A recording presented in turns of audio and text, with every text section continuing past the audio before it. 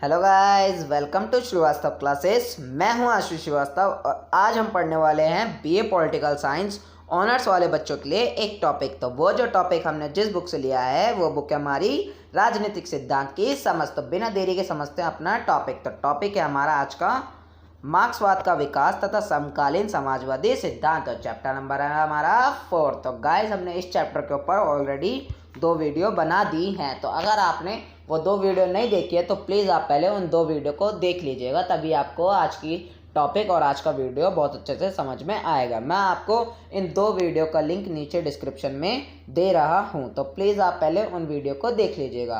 तो हमने उन 2 वीडियो में क्या क्या पढ़ा था? इतिहास की भौतिक व्याख्या पढ़ी थी हमने, वर्ग संघर्ष की अवधारणा पढ़ी थी, अतिरिक्त मूल्य का सिद्धांत पढ़ा था और क्रांति की अवधारणा पढ़ी थी। और आज की हम वीडियो में पढ़ने वाले हैं अलगाव की अवधारणा और स्वतंत्रता की अवधारणा। तो बिना देरी के स्टार्ट करते हैं अपनी क्या होता है अलगाव की अवधारणा। तो फर्स्ट पॉइंट हमारा क्या कहता है? जीवन के वास्तविक संबंध के बिगड़े रूप को अलगाव कहा जाता है। देखिए, जीवन में जो वास्तविक संबंध होते हैं, वास्तविक संबंध मतलब जो आपस में लोगों के रिलेशन होते हैं, उन्हें ही हम वास्तविक संबंध कहते हैं जीवन के। तो उन रिलेशन, जब वो रिलेशन या वो संबंध बिगड़ जाते हैं तो उन्हें क्या कहते हैं? हम अलगाव कहते हैं। तो गाइज, अभी आपको अलगाव की अवधारणा का मतलब समझ में नहीं आया होगा। मैं आपको नेक्स्ट स्लाइड पर समझाने की कोशिश करता हूँ। तो चलते हैं अपनी नेक्स्ट स्लाइड की ओर। नेक्स्ट स्लाइड पर हमारा पॉइंट क्या कहता है, आइए समझते हैं। तो समाज का एक वर्ग तथा उसकी गतिविधियाँ समाज के अन्य सभी सदस्यों की गतिविधियों से अलग हो जाती है, और क्योंकि इसी वर्ग का समाज के अन्य सभी सदस्यों पर नियंत्रण होता है, इसलिए अन्य सभी सदस्यों की समाज में वह स्थिति नहीं होती जो वास्तव में होनी चाहिए। तो क्या कहना चाह रहा है हमारा पॉइंट? आइए मैं आपको समझाने की कोशिश करता हूँ और यहीं आप समझ जाओगे कि अलगाव की अवधारणा से हमारा क्या मतलब है। तो मान लीजिए गाइस कि समाज में 2 वर्ग हैं, एक गरीब वर्ग और एक अमीर वर्ग। तो अमीर वर्ग, ये आपको ही पता है, समाज में बहुत कम लोग होते हैं और गरीब ज़्यादा होते हैं। तो जो अमीर लोग हैं उनके जो डेली के काम होते हैं, रोज़ के काम, वो बाकी सारे लोगों से, मतलब गरीब जो बचे कुचे लोग हैं उन लोगों से अलग होते हैं। क्यों? क्योंकि वो पैसे वाले लोग हैं, तो वो सारा काम अपना नौकर चाकरों से करा लेते हैं, इसलिए उनका डेली का काम अलग होता है गरीब लोगों से या बाकी बचे हुए लोगों से। तो और इन्हीं लोगों का क्या होता है? नियंत्रण भी होता है। मतलब नियंत्रण मतलब किन पर? जो बचे कुचे लोग हैं उन पर क्या करते हैं ये लोग? मतलब काबू करते हैं। मतलब काबू कैसे करते हैं? कि पैसा दे के काम कराते हैं। तो पैसा दे के जब काम करा रहे हैं तो ये काबू करना ही हुआ। तो जब ये काबू करते हैं ऐसे इन लोगों पे, तो उससे क्या होता है? जो इन लोगों की जो समाज में जो स्थिति है, मतलब इनकी जो सिचुएशन है समाज में, वो वैसी नहीं रहती जैसी होनी चाहिए। मतलब मान लीजिए इनकी स्थिति ठीक होनी चाहिए पर ठीक नहीं रहती। तो यही हमारा पॉइंट समझाना चाह रहा था, और यही होती है अलगाव की अवधारणा। देखिए, बाकियों से अलग हो गए ना, मतलब ये लोग इन लोगों से अलग हो गए, तो यही है अलगाव की अवधारणा। अलगाव से हम समझते हैं अलग। तो ये लोग, गरीब लोग अमीर लोग से अलग हैं, तो यही हमारा पॉइंट कहना चाह रहा है और यही हमारी अवधारणा का मतलब है। तो बिना देरी के समझते हैं अपना नेक्स्ट पॉइंट। नेक्स्ट पॉइंट हमारा क्या कहता है? मार्क्स के अनुसार पूंजीवादी व्यवस्था में श्रमिक ही अपने श्रम के कारण पूंजीपति की पूंजी तथा उसकी स्थिति मजबूत बनाता है। देखिए, मार्क्स क्या कहते हैं? जो मार्क्स हैं, कार्ल मार्क्स, वो कहते हैं जो श्रमिक है वो पूंजीपति मतलब अमीर लोगों की, जो मजदूर लोग हैं वो अमीर लोगों की क्या करते हैं? स्थिति जो है अच्छी बनाते हैं। कैसे अच्छी बनाते हैं? ये जो गरीब लोग हैं, ये श्रमिक लोग हैं, ये मजदूर लोग हैं, वो काम करते हैं अमीर लोगों के पास। तो जब काम करेंगे तो काम का पैसा सारा किसे मिलेगा? अमीर लोग को। और अमीर लोग थोड़ा सा पैसा दे देते हैं गरीब लोगों को काम करने के बदले में। तो वो यही बता रहा है कि हमारा पॉइंट कि गरीब लोग अच्छी स्थिति करते हैं अमीर लोगों की। आइए पढ़ते हैं और क्या कहता है हमारा पॉइंट। और उसके बदले में उसका अपना मानसिक, शारीरिक तथा आर्थिक सामाजिक पतन होता है। देखिए, जो मज़दूर लोग थे वो अमीर लोगों के पास काम कर रहे थे और पैसे सारे इनके पास आ रहे थे, अमीर लोगों के पास, और थोड़े बहुत पैसे ये इसे दे देते थे।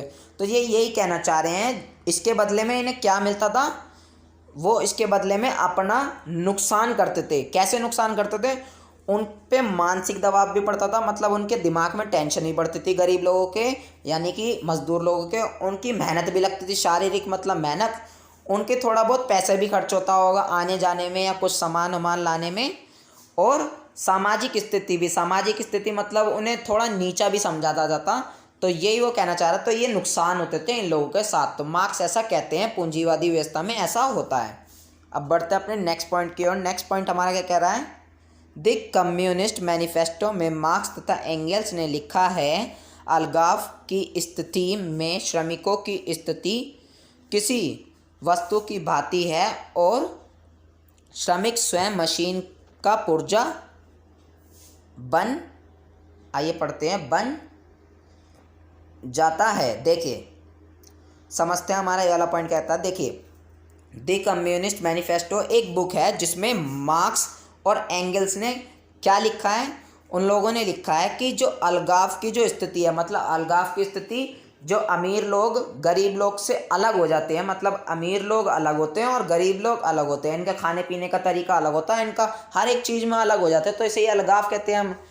तो ये जो कह रहे हैं, जो अलगाव की स्थिति है उसमें जो श्रमिक लोग हैं, मतलब जो गरीब लोग हैं और मजदूर लोग हैं, उनकी स्थिति एक वस्तु जैसी हो जाती है। वस्तु जैसी, वस्तु मतलब किसी चीज़ जैसी हो जाती है। मान लीजिए कि एक बुक है, बुक मान लो, या टेबल कुर्सी कुछ ही मान लो, तो वस्तु जैसी हो जाती है।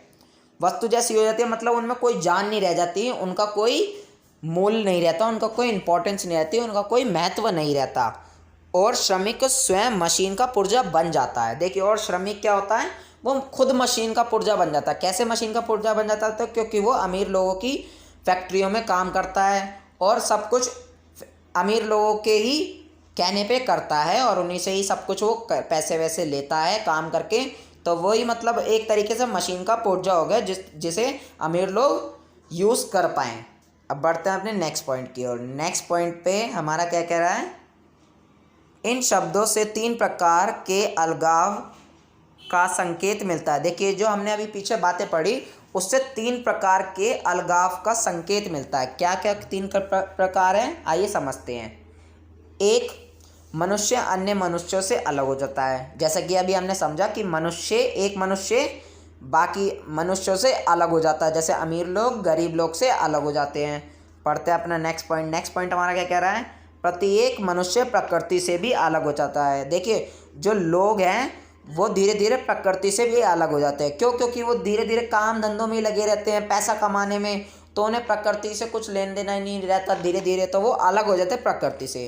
पढ़ते हैं अपना नेक्स्ट पॉइंट। नेक्स्ट पॉइंट हमारा क्या कह रहा है, मनुष्य अपने आप से भी अलग हो जाता है क्योंकि बहुत कुछ करने पर भी वह अपना पालन पोषण सही प्रकार से नहीं कर पाता। देखिए क्या कह रहा है कि जो मनुष्य है वो अपने आप से भी अलग हो जाता है। कैसे अलग हो जाता है? क्योंकि वो अपना पालन पोषण भी ठीक से नहीं कर पाता, मतलब वो ढंग से अपना देखभाल नहीं कर पाता, उसके पास इतने साधन ही नहीं होते कि वो अपना देखभाल ठीक से कर सके।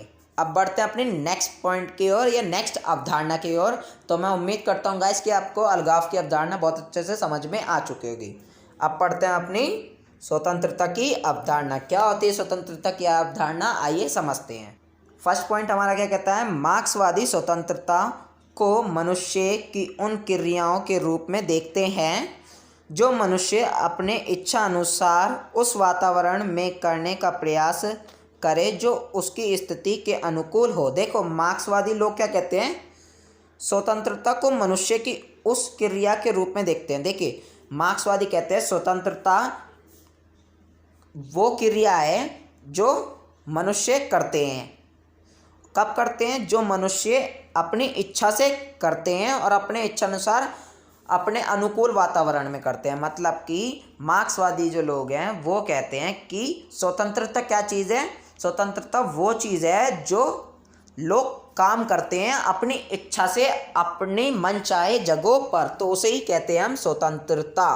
अब बढ़ते हैं अपने नेक्स्ट पॉइंट की ओर। नेक्स्ट पॉइंट हमारा क्या कह रहा है, मार्क्स पूंजीवादी व्यवस्था में स्थापित स्वतंत्रता को वास्तविक स्वतंत्रता नहीं मानते। देखिए जो मार्क्स हैं वो पूंजीवादी व्यवस्था है ना, पूंजीवादी व्यवस्था मतलब पैसों की जो व्यवस्था होती है जिसमें अमीर लोग क्या करते हैं, गरीब लोगों का शोषण करते हैं और उनसे काम कराते रहते हैं और मजदूरी देते रहते हैं बहुत कम, और उनके बारे में हमेशा बुरा करते रहते हैं और शोषण करते रहते हैं, तो उसे कहते हैं हम पूंजीवादी व्यवस्था।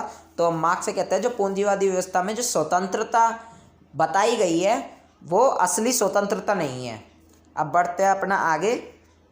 आगे क्या कह रहे हैं, उनकी अवधारणा है कि पूंजीवादी व्यवस्था में मनुष्य अपनी इच्छा से अपनी क्रियाओं को नहीं करता और इस दृष्टि से वह पूंजीवाद में स्वतंत्र नहीं है। देखिए मार्क्स आगे क्या कहते हैं कि पूंजीवादी जो व्यवस्था है उसमें जो मनुष्य है वो काम जो है वो अपनी इच्छा से नहीं करता। देखिए जब मजदूर और अमीर लोग हैं तो मजदूर लोगों को ज़बरदस्ती काम करना पड़ता था और अमीर लोग फ्री होते थे अपने, तो वो यही बताना चाह रहे हैं कि वो वास्तविक स्वतंत्रता नहीं है, मतलब असली स्वतंत्रता नहीं है, क्योंकि उसमें जो लोग हैं वो अपनी इच्छा से काम नहीं करते और इस दृष्टि से वह पूंजीवाद में स्वतंत्र नहीं है और इसलिए ही वो पूंजीवादी व्यवस्था में स्वतंत्र नहीं है। मतलब गरीब लोग जो होते हैं, श्रमिक लोग, मजदूर लोग, वो स्वतंत्र नहीं है। बढ़ते हैं अपने नेक्स्ट पॉइंट की ओर। नेक्स्ट पॉइंट हमारा क्या कह रहा है, समाजवादी व्यवस्था में उत्पादन के साधनों का सामाजिकरण किया जाता है और एक श्रमिक के कार्य करने की परिस्थितियां बदल दी जाती हैं। देखिए जो समाजवादी व्यवस्था है, समाजवादी व्यवस्था ऐसी व्यवस्था होती है जिसमें सभी लोग समान होते हैं, कोई अमीर गरीब नहीं होता। तो उस व्यवस्था में जो उत्पादन के साधन होते हैं, मतलब फैक्ट्रियां वगैरह जो होती हैं, वो सभी लोगों के हाथ में होती है। सामाजिकरण मतलब सभी लोगों के हाथ में होती है, सब पे उनका समान अधिकार होता है। समान अधिकार होगा तो कोई अमीर गरीब नहीं होगा खुद ही, क्योंकि उस फैक्ट्री से जो भी मुनाफा होगा वो सबका होगा। तो एक श्रमिक के कार्य करने की परिस्थितियां बदल दी जाती। देखिए जब सब काम करेंगे तो सब अपनी भलाई के लिए एक अच्छा सा वातावरण बनाएंगे और अपनी परिस्थितियां अच्छी कर लेंगे। अब पढ़ते हैं अपना आगे। आगे क्या कहना है हमारा, नए प्रकार के आवश्यक सामाजिक नियमों के आधार पर ऐसे वातावरण तैयार किया जाता है कि मनुष्य उस वातावरण में अपनी इच्छा के अनुसार क्रिया कर सकता है। मार्क्सवादियों के अनुसार इस स्थिति को ही स्वतंत्रता कहा जाता है। देखिए फिर क्या करा जाता है, जो ऐसे कानून बनाए जाते हैं जिससे क्या हो सके, ऐसी स्थिति बन जाए कि मनुष्य अपने इच्छा से काम कर ले और वो अपनी इच्छा से ही काम करे और अपनी इच्छा से ही सब कुछ करे। तो ऐसी स्थिति को ये कहते हैं मार्क्सवादी स्वतंत्रता। तो मैं उम्मीद करता हूँ गाइस कि आपको स्वतंत्रता की अवधारणा भी बहुत अच्छे से समझ में आ चुकी होगी। अब हम पढ़ते हैं अपनी मार्क्सवाद की आलोचना। आलोचना मतलब बुराइयाँ। तो मार्क्सवाद की कुछ बुराइयाँ होंगी, आइए समझते हैं क्या बुराइयाँ हैं। तो फर्स्ट पॉइंट हमारा क्या कहता है, मार्क्सवाद की आलोचना मुख्य रूप से उदारवादियों द्वारा की गई थी। उदारवाद क्या होता है, तो अगर आपको ये नहीं पता तो प्लीज़ आप हमारी उदारवाद वाली वीडियो देख लीजिएगा। ये भी एक विचारधारा है या दृष्टिकोण कह सकते हैं हम, या विचार कह सकते हैं। मैं आपको इस वीडियो का लिंक नीचे डिस्क्रिप्शन में दे दूंगा या ऊपर बेल आइकन पे दे दूंगा। तो पढ़ते हैं अपना आगे। तो मार्क्सवादियों ने बुराइयाँ करी हैं, आइए क्या बुराइयाँ करें समझते हैं। उनके अनुसार, उनके मतलब मार्क्सवादियों के अनुसार, उदारवादियों के अनुसार मार्क्सवाद भौतिकवाद पर अधिक बल देकर जीवन के अनेक पहलुओं पर विचार नहीं करता। देखिए जो उदारवादी लोग हैं वो क्या कहते हैं, जो मार्क्सवाद हैं, मार्क्सवाद के जो लोग हैं वो भौतिकवाद पर ज़्यादा बल देते हैं और जो जीवन के और सारे जो पहलू रह जाते हैं और सारी जो बातें रह जाती हैं उन पर ध्यान नहीं देते। भौतिकवाद क्या होता है, मतलब वो वस्तुओं पे ज़्यादा ध्यान देते हैं, वस्तुओं के निर्माण पे ज़्यादा ध्यान देते हैं। अब बढ़ते हैं अपने नेक्स्ट पॉइंट पे। नेक्स्ट पॉइंट क्या है हमारा, उदारवादियों का कहना है कि मार्क्स की अनेक भविष्यवाणियाँ सही नहीं हैं। देखिए उदारवादी लोग क्या कहते हैं, जो मार्क्स थे जिन्होंने मार्क्सवाद की जो अवधारणा थी वो स्टार्ट करी थी, तो उनकी जो भविष्यवाणियाँ थी वो सही नहीं है। जैसे कि समाजवाद सर्वप्रथम पूंजीवादी देश में नहीं आया और पूंजीवाद के तुरंत बाद समाजवाद की स्थापना होगी। देखिए हमने एग्जाम्पल ले रखा है कि समाजवाद, जैसे कि जो मार्क्स ने क्या भविष्यवाणी करी थी, समाजवाद सर्वप्रथम पूंजीवादी देश में नहीं आया, और जो पूंजीवाद है वो पूंजीवाद के तुरंत बाद समाजवाद की स्थापना नहीं होगी। ये ऐसी जो भविष्यवाणी थी वो मार्क्स ने करी थी, पर उदारवादियों ने इसे गलत बताई। अब बढ़ते हैं अपने नेक्स्ट पॉइंट की ओर। नेक्स्ट पॉइंट हमारा क्या कहता है, मार्क्सवाद के विरुद्ध उदारवादियों की यह भी शिकायत है कि मार्क्सवाद राज्य के महत्व को नहीं बताता। देखिए, उदारवादी लोग एक और बात कहते हैं कि जो मार्क्सवादी लोग हैं वो राज्य मतलब सरकार के महत्व को या सरकार की इम्पोर्टेंस को नहीं बताते। अब बढ़ते हैं अपने नेक्स्ट पॉइंट की ओर। नेक्स्ट पॉइंट हमारा क्या कह रहा है, उदारवादियों ने मार्क्सवाद के वर्ग संघर्ष के विचार को भी गलत बताया। उनका मत है कि समाज में विकास वर्ग सहयोग के माध्यम से होता है। देखिए, मार्क्सवाद जो वर्ग संघर्ष की बात करते थे, वर्ग संघर्ष की मतलब अमीर गरीब में लड़ाई करने की बात करते थे। जो मार्क्सवाद के लोग वो कहते थे कि गरीब लोग, एक दिन ऐसा आएगा कि गरीब लोग लड़ाई करेंगे और अमीर लोगों को बिल्कुल फिनिश कर देंगे और फिर सब लोग एक समान होंगे, कोई अमीर गरीब नहीं होगा। तो वो क्या कहते हैं उदारवादी लोग कि ये चीज़ गलत है, इससे समाज की भलाई नहीं होगी, बल्कि जब अमीर और गरीब लोग आपस में सहयोग करेंगे, मतलब साथ मिलकर काम करेंगे, तो ही समाज की भलाई होगी, मतलब वर्ग सहयोग करेंगे तभी समाज का विकास होगा। अब बढ़ते हैं अपने नेक्स्ट पॉइंट की ओर। नेक्स्ट पॉइंट हमारा क्या कह रहा है,